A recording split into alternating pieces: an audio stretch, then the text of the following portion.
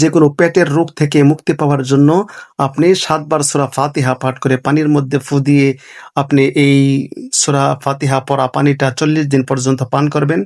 ইনশাআল্লাহ আল্লাহ রাব্বুল আলামিন আপনার পেটের সমস্ত রোগ দূর করে দিবেন।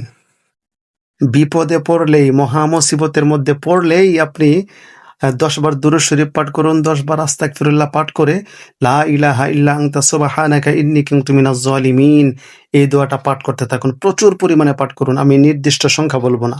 বিপদ চলে যাওয়ার আগ পর্যন্ত বেশি পরিমাণে পাঠ করবেন। দেখবেন আপনার বিপদ এই দোয়ার বরকতে, দোয়ায়ে ইউনুসের বরকতে আপনার বিপদ থেকে উদ্ধার পেয়ে যাবেন।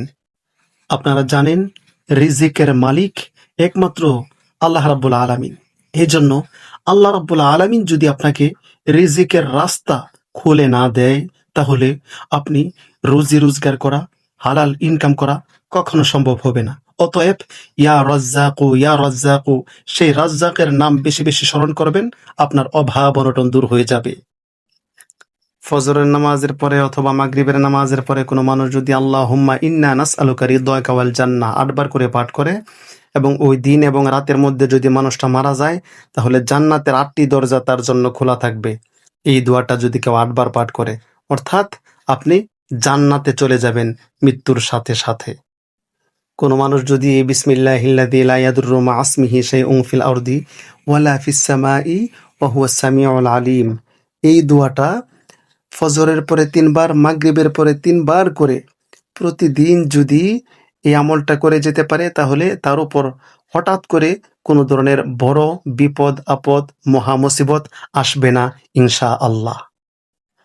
বিপদে পড়ে গিয়েছেন, মহা মুসিবতের মধ্যে পড়ে গিয়েছেন, খুব ডিপ্রেশনের মধ্যে আছেন, কোনো টেনশন করেন কেন?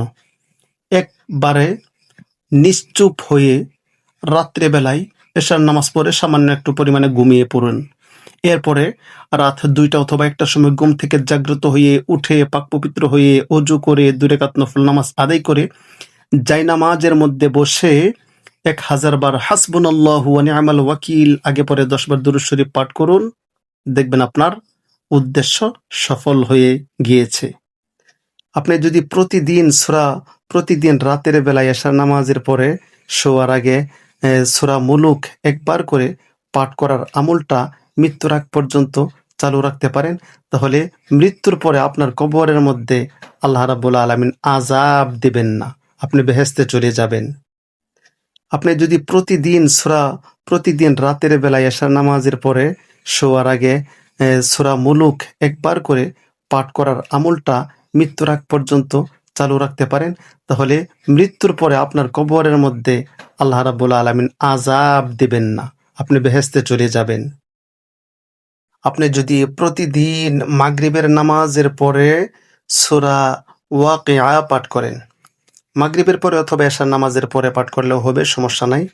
রাতের বেলায় যদি প্রতিদিন সূরা ওয়াকিয়া একবার করে পাঠ করেন, তাহলে আপনার সকল অভাব অনটন দূর হয়ে আপনি ধনী হয়ে যাবেন আল্লাহ পাকের রহমতে। আপনি যদি প্রতিদিন নিয়মিতভাবে ফজরের নামাজ পড়ার পরে একবার করে সূরা ইয়াসিন পাঠ করেন, তাহলে আপনি দেখবেন আস্তে আস্তে আস্তে আস্তে আপনার সকল অভাব অনটন আল্লাহ রাব্বুল আলামিন দূর করে দিয়েছেন ইনশাআল্লাহ।